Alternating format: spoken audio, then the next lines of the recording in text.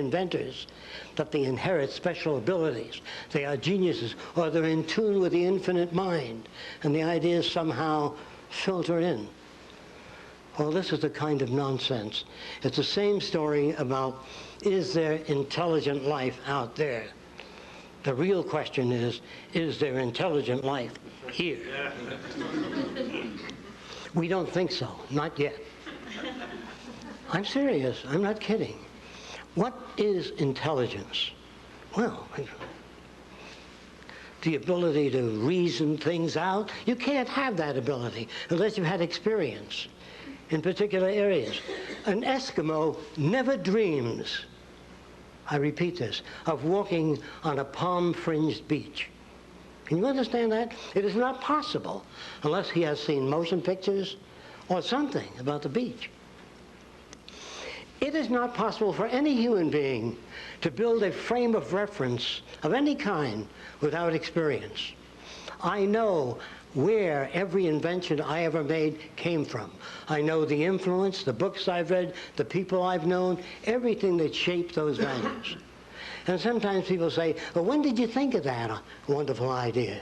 It was February the 1st? No, it's cumulative bits of information that we put together with experience. So all of the artificial structures and artificiality of all societies, they are all primitive today. They are all backward. The very fact that we use political systems, the very fact that there are Democrats and Republicans and notions about how the world ought to be governed.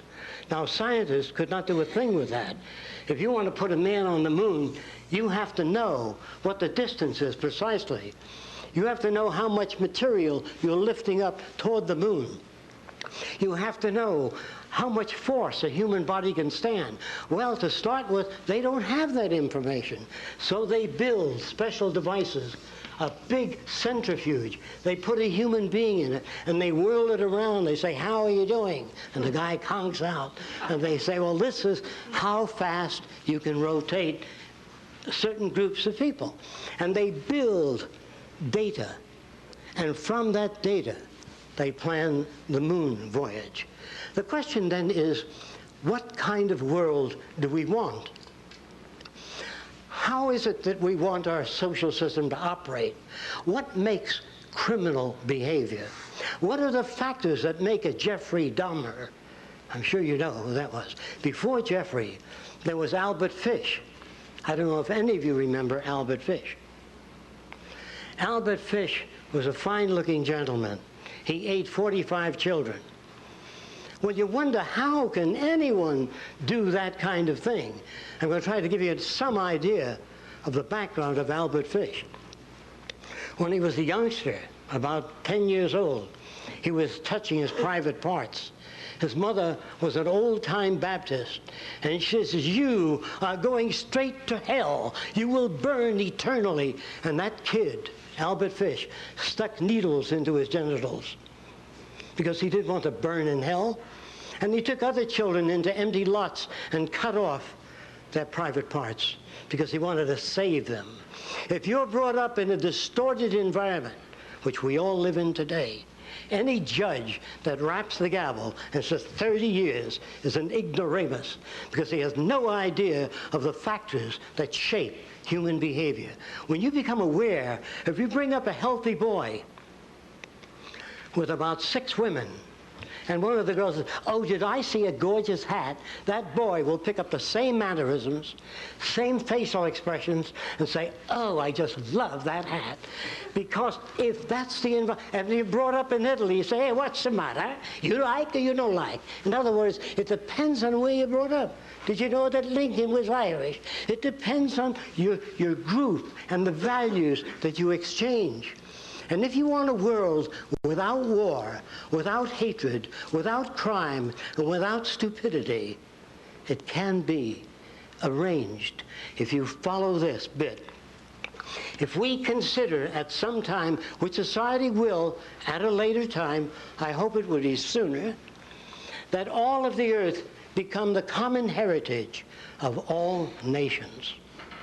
All of the resource of the earth, the common heritage of all nations. And if you believe in God, if you understand the teachings of all religions, there were no property lines in heaven, no banks, no personal positions in which one person is elevated above another. That if the earth were the common heritage of all nations and all of the artificial boundaries removed that separate people, there would be no basis for war, no basis for armament. The world you live in is an old world. Its language is old. Its values are old. And our institutions of education fail to touch the social system. You want to be careful. Don't touch that. This is an area that you don't want to get involved in. Well, in order for you to grow, in order for you to make the world a better place, you have to face this situation. I don't say that people are going to sit back and do that. According to all historical records, no civilization, anyway, to my knowledge, has ever sit back to plan the future. Exactly what we're going to do, how we're going to live, how we're going to work out transportation. No, we just build highways all over the place. Although you go to school and you learn something, you learn that a straight line is the shortest distance between two given points. Well, look at a road map of the United States, and I think you'll find spaghetti all over the place. Rarely do you see that. Look at your cities, every building a different size and shape. This does not express individuality. It's utter chaos.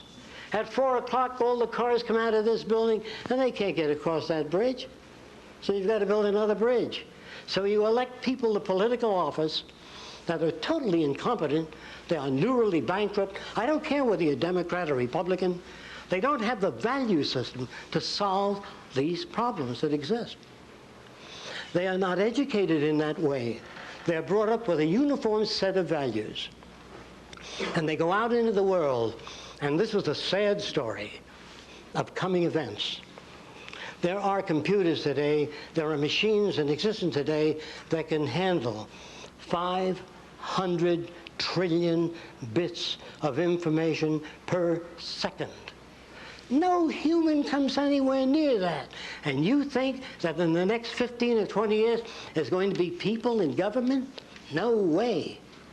For example, if you took a group of computers and arranged them in a special fashion and ran the electrical tentacles out to the agricultural belt with probes into the soil, when the water table dropped, that would turn on the pumps and bring the water into the area. If the nutrients changed, it would pump nutrients into the area. What kind of world do you want? I don't think any of you here, maybe a few of you, might remember when human beings used to operate elevators. They'd turn a crank. They never quite got to the floor, up and down. Finally, they became automated. Step back. It's a lovely day today. How are you, Mr. Jones? If they scan your face, and they'll take you exactly to that floor. After that comes the transveyor, an elevator that moves up and down, sideways, all directions. You get on it and verbalize, I want to go to the art center, music center, and it'll take you there. The kind of world you live in and the automobiles that exist as transportation units are dangerous because they have a bumper in front and one in the back. And I'm sure that if an extraterrestrial visited the Earth, they say, what are those shiny things in front and back of the vehicle? Well, they're bumpers. They prevent damage. Well, don't you ever hit on the side? Why isn't the bumper all around the car? And then they came with the airbag. And they put an airbag in front of you. If you get hit on the side, your head goes right through the glass. They had a long time, the automobile companies, a long time to solve those problems. And then you see motorcycle policemen pull over. What do you think you're doing? See?